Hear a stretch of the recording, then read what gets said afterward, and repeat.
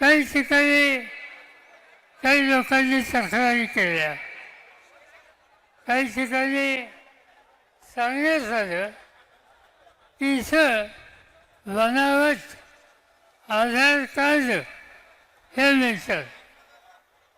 माहिती दिली, कलेक्टरनं सांगितलं सिद्ध करून द्या, हे आव्हान आलं, डेमो दाखवला आणि हे दाखवून हा आरोप सिद्ध ज्यांनी केला त्याच्यावर गुन्हा दाखल केला.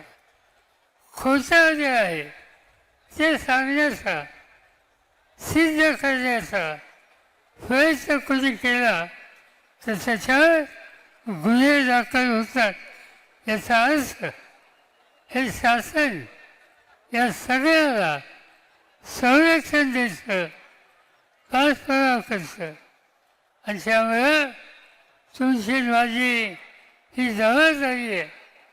काही करा, पण आम्ही हा मतदानाची करून फाडणारी चोरी आहे, ती चोरी आम्ही थांबवणार.